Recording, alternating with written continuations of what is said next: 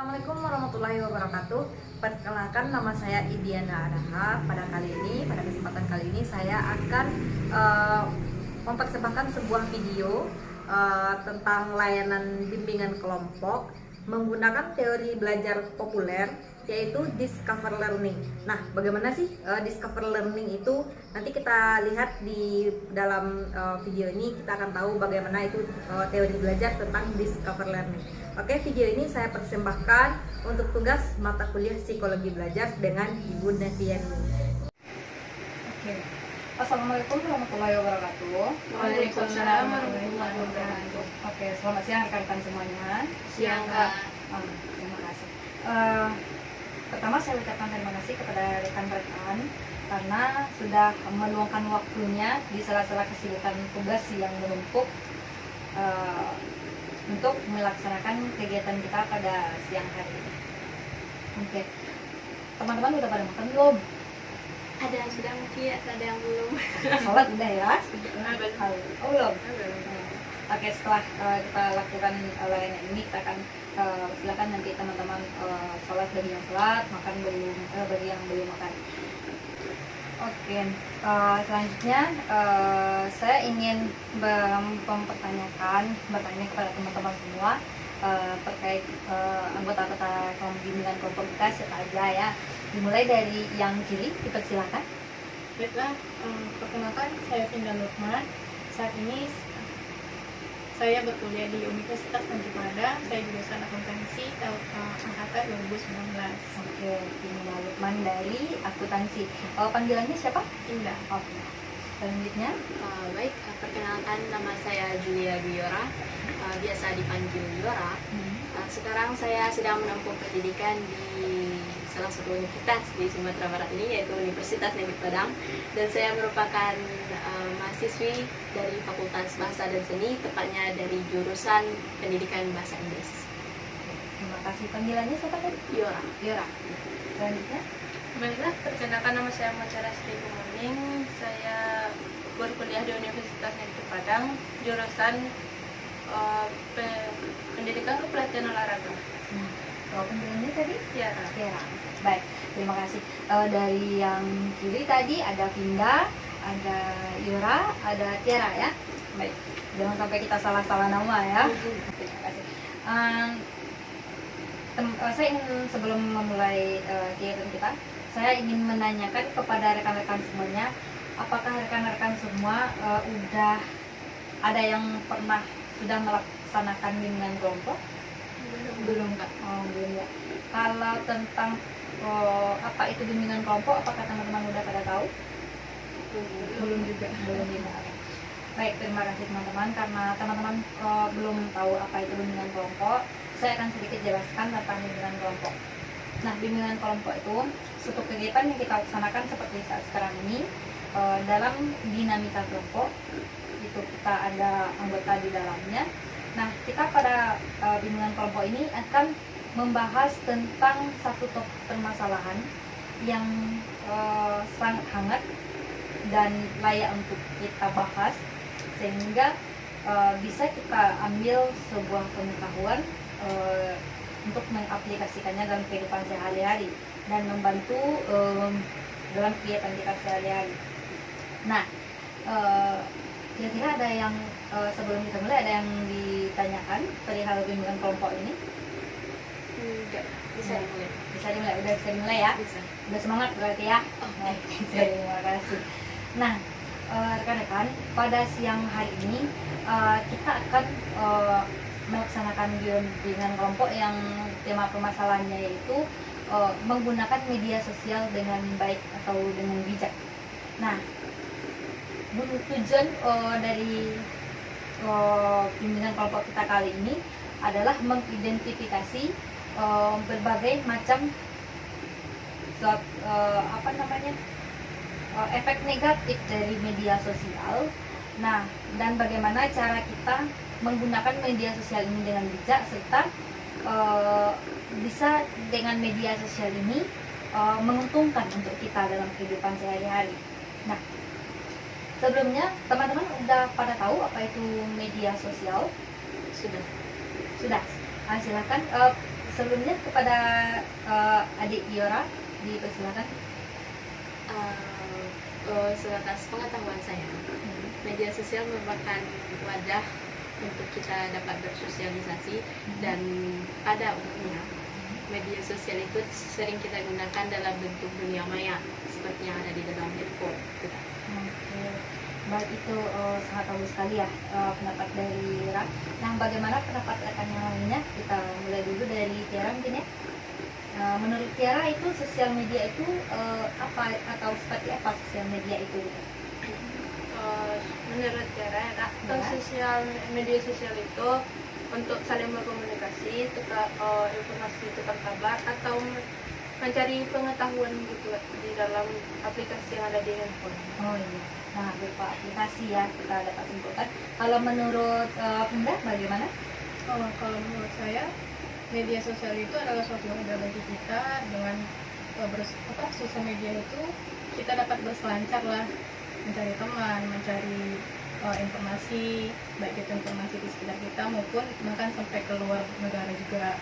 Oke teman-teman, berarti dapat kita simpulkan media sosial itu suatu sarana yang menghubungkan kita dengan teman-teman semuanya. Itu dapat kita unduh melalui aplikasi-aplikasi yang ada di handphone kita. Nah, selanjutnya menurut rekan-rekan apa sih dampak buruk dari media sosial ini? Karena banyak kasus yang terjadi karena media sosial ini, kasus kriminalitas sudah sangat meningkat akibat dari penggunaan media sosial. Nah, saya ingin kepada Pinda dulu. Menurut Pinda itu apa sih dampak buruk dari penggunaan media sosial? Menurut Pinda, dampak buruk ini yang utama ya menurut Pinda itu adalah penipuan. Ya, penipuan. Apalagi misalnya di media sosial itu kan kita nggak kenal siapa orangnya, bisa jadi kan karena ya adalah namanya tipu daya ya kan, jadi kita tertipu, bisa kita tertipu, baik itu tertipu dari informasi yang orang itu kasih ke kita atau tertipu dalam hal yang lain. Oke, baik. Lebih kepada penipuan yang sangat berbahaya sekali media sosial ini ternyata. Nah, kalau seandainya menurut Yora, bagaimana buruk dari penggunaan media sosial? Kalau menurut Yara, penggunaan media sosial untuk personal, untuk diri kita pribadi, kalau kita tidak cakap dalam penggunaan media sosial ini, misalkan terutama oleh saya pribadi sebenarnya, itu kita sering menghabiskan waktu, membuang-buang waktu hanya demi bersosial media. Namun, kalau kita bijak juga dalam bermedia sosial tersebut, ada tujuan pasti dalam satu media sosial sehingga kita bergelut di dalam media sosial tersebut, namun nanti bisa mendatangkan income, kebaikan dan manfaat kepada kita juga tidak masalah. Namun sayangnya banyak dari kita itu gimana maksudnya tuh, kita lebih terfokus pada satu media sosial itu saja berjam-jam gitu kan, bahkan dapat meninggalkan kerjaan-kerjaan yang lain salah satunya. Selain itu, kalau seandainya di dalam media sosial tersebut telah kita ketahui selama ini merupakan wadah paling besar untuk penyebaran hoax gitu. Kemudian juga banyak cyber crime yang ada di media sosial tersebut yang bisa merugikan diri kita pribadi dan juga orang banyak kayak gitu. Sekali aku sangat berbahaya media sosial ini. Nah, selanjutnya menurut Tiara bagaimana dampak buruk dari penggunaan media sosial ini? Menurut Tiara sih hampir persis sama kayak Era, tapi lebih cenderung kebanyakan tuh kayak anak-anak gitu kan, yang anak-anaknya kan salah menggunakan sosial media. Jadi kebanyakan itu kayak kejahatan tuh, terus dia melihat yang tidak sesuai dengan kepribadiannya, belum umurnya gitu kan, lebih ke pornografi. Iya gitu kan. Oke, baik. Sangat banyak sekali yang dampak negatif yang kita temui di kehidupan sehari-hari di masyarakat, baik itu dari kaum yang kecil, anak kecil, remaja, dewasa sampai tua sekalipun merasakan adanya dampak buruk dari media sosial, penggunaan media sosial ini bagi yang salah ya. Iya. Tapi sebenarnya media sosial itu ada juga nggak sih keunggulan atau manfaat yang dapat kita rasakan ketika menggunakan media sosial menurut rekan-rekan? Oke, saya coba tanya dulu kepada Yoram deh. Kalau dibilang kita hitung manfaat, tentu sangat banyak manfaatnya yang kita rasakan pada saat sekarang ini. Pada awal mulanya juga pembuatan media sosial ini bukan hanya sekedar dibuat untuk bersenang-senang saja, cuman ada tujuan fokus tertentu hingga diciptakanlah media sosial ini untuk mempermudah urusan kita, terutama pada awalnya itu di bidang informasi dan komunikasi. Media sosial itu dapat menghubungkan orang-orang di luar sana yang bisa terbilang sangat jauh jaraknya, namun di dalam media sosial itu bisa terlihat sangat dekat gitu. Jadi bisa mempermudah urusan komunikasi dan informasi kita. Itu salah satu manfaat utama yang umum kita rasakan. Kemudian dengan banyaknya fitur-fitur di aplikasi saat sekarang ini, ada fitur berdagang online, jualan online, shop online, kemudian belajar online gitu kan. Kemudian ada kursus-kursus online. Itu salah satu manfaat yang besar dan berpengaruh pada situasi pada saat sekarang ini. Kalau menurut Ira itu manfaat yang bisa Ira rasakan saat sekarang ini. Itu besar manfaat yang kita rasakan. Nah, kalau menurut Pinda bagaimana manfaat dari penggunaan media sosial ini? Tidak sejalan dengan yang dikatakan Yola tadi, bahwa dengan adanya media sosial ini semua informasi bisa kita dapatkan dengan mudah tanpa kita harus membayar kemanapun gitu kan. Kemudian untuk mendapatkan teman, seperti yang saya bilang dari awal tadi, bahwa dengan media sosial kita bisa memperbanyak teman kita. Kemudian bisa ya menambah pengetahuan kita juga, yang awalnya kita gaptek, kemudian dengan adanya aplikasi itu kita juga bisa tahu bagaimana cara media sosial, apa saja yang kita lakukan di media sosial. Kalau menurut Tiara itu bagaimana manfaat dari penggunaan media sosial? Sama dengan Kak Pinta sama Yara kan, tapi tambahannya cuma itu, kita tidak tertinggal oleh zaman gitu. Untuk bisa mengikuti perkembangan di era digital ini ya. Oke, tadi kita udah tahu apa itu media sosial, bagaimana dampak buruknya, bagaimana manfaatnya. Nah, sekarang saya ingin menanyakan, dengan dampak buruk dan manfaat yang kita rasakan dari media sosial ini, menurut rekan-rekan bagaimana sih menggunakan media sosial ini dengan bijak sehingga meminimalisir dan meniadakan dampak buruk ini, malah menjadikan media sosial ini sangat bermanfaat untuk kita gitu kan. Saya ya, pendapat rekan-rekan bagaimana sih penggunaan media sosial dengan bijak, apa aja caranya. Oke, siapa dulu yang ingin memberikan komentar? Dipersilakan. Boleh Kak? Lanjut Kak. Oke. Yang pertama itu yang tips and trick supaya kita bisa menggunakan media sosial dengan bijak. Yang pertama adalah tidak men-share info pribadi kita. Oh, tidak men-share info pribadi loh ya. Tidak men-share info pribadi itu seperti apa yang Pinda maksudkan? Kalau menurut Pinda, tidak men-share info pribadi itu seperti tidak men-share di mana alamat kita, kemudian keluarga kita yang utama, kemudian seperti apa hobi kita, bagaimana keseharian kita, kemudian juga terkait dengan misalnya ekonomi, kan kita sekarang juga pakai banking segala macam ya kan Kak.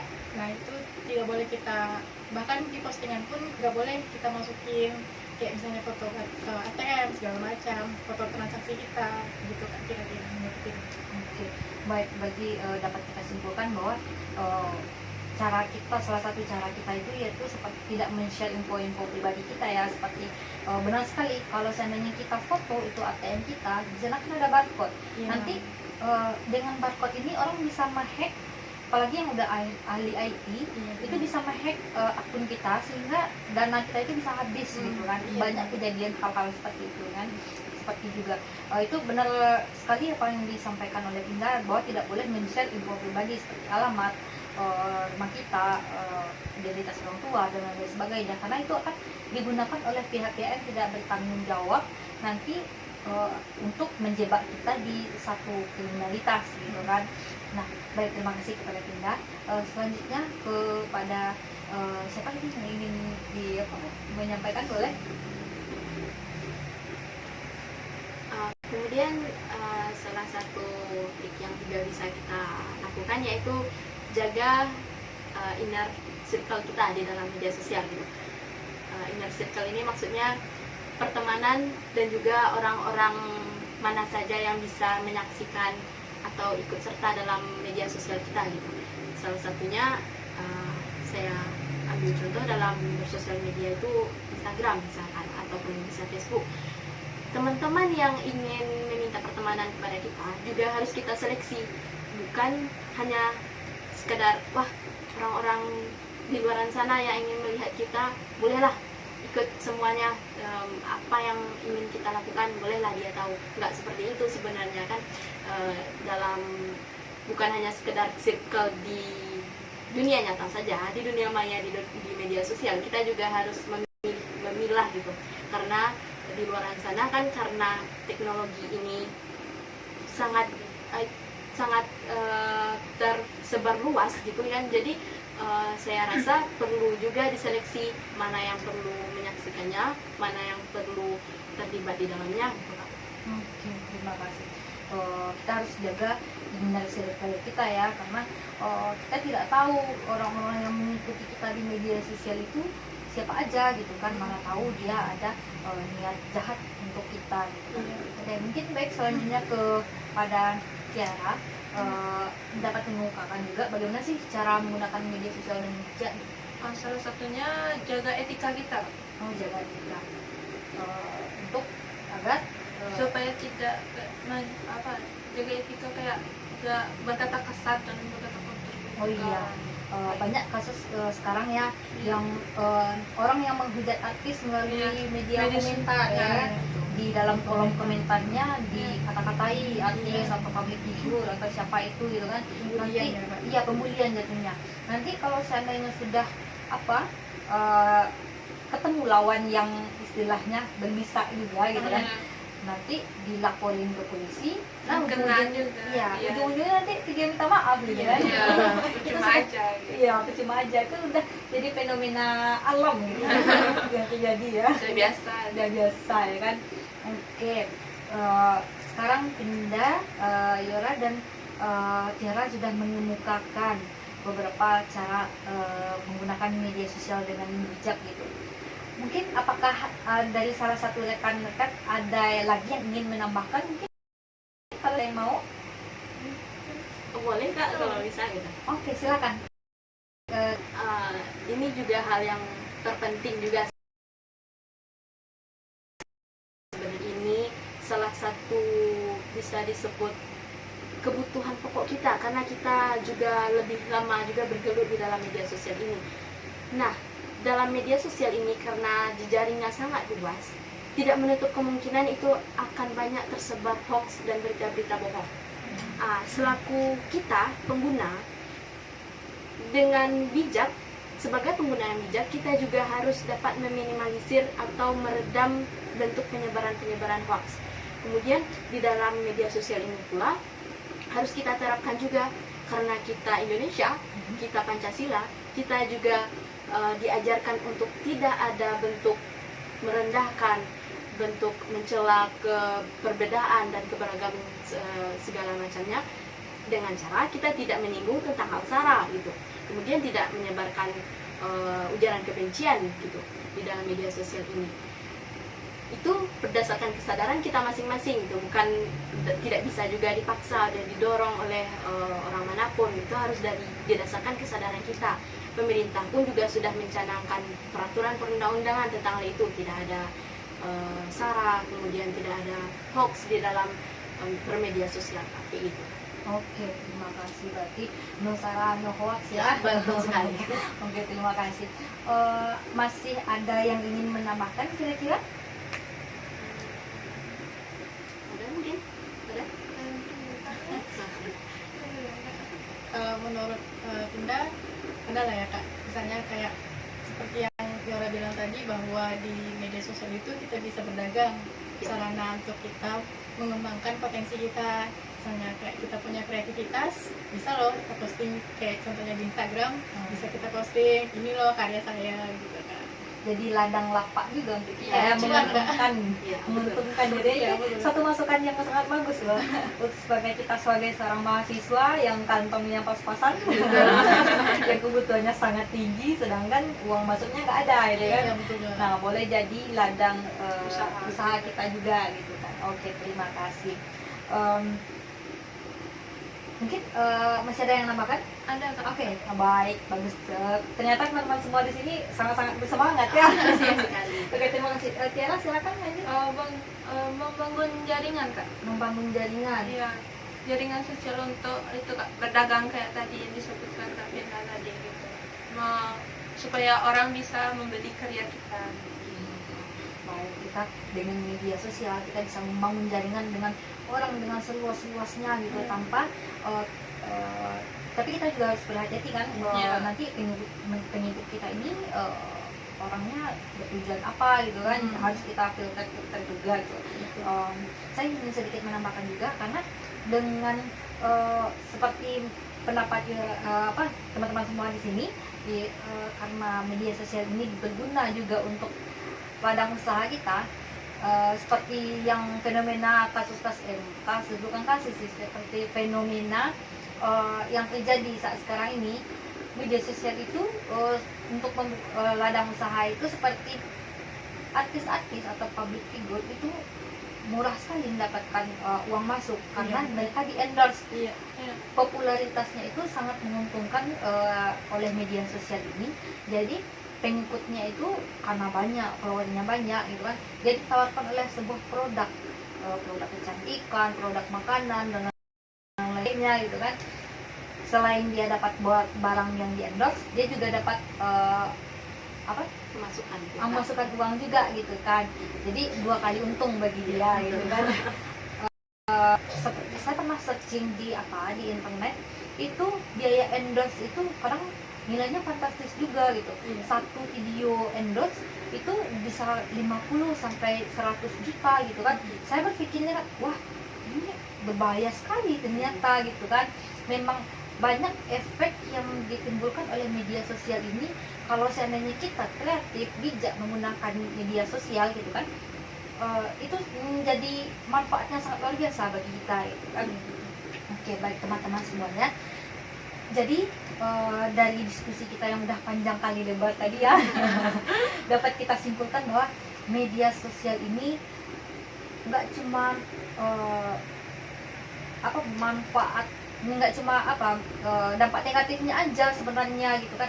Sangat banyak manfaat yang bisa kita gunakan karena kalau kita bisa menggunakan media sosial dengan bijak gitu kan, seperti tadi contohnya dapat membangun jaringan, habis itu dengan cara Pengembangan diri.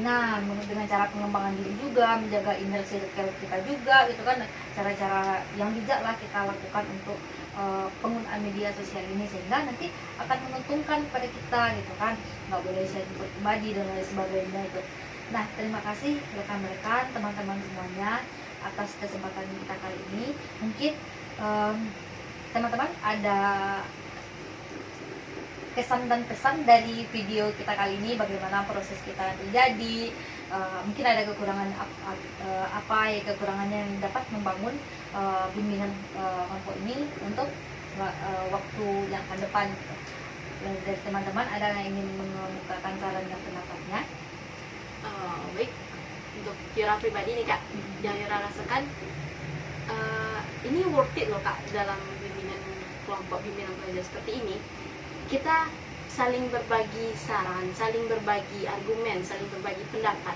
Jadi kita bukan terfokus pada pendapat kita aja gitu. Kita bisa menganalisa pendapat orang lain, menganalisa pandangan orang lain tentang materi atau topik yang kita bahas. Jadi itu jujur memperkaya khasanah pengetahuan kita, lebih membangun semangat juga dalam antusias dalam belajar ini gitu. Ada lagi yang ingin menambahkan? Udah pas ya?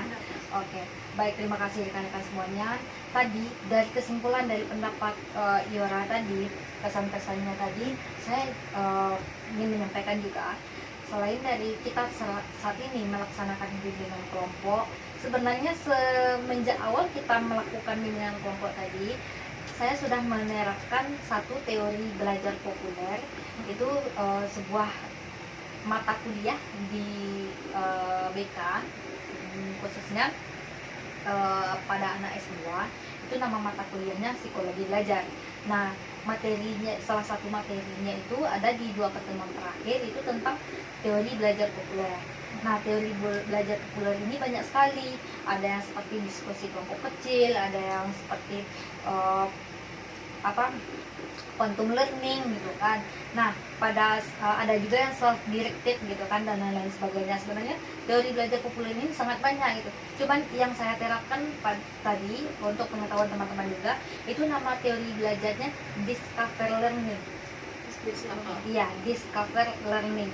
Nah, discover learning ini, di dalam discover ini kita semua anggota itu bebas untuk mengemukakan pendapat kita, sehingga kita menggali informasi itu nggak dari satu sumber aja, tapi dari semua rekan-rekan.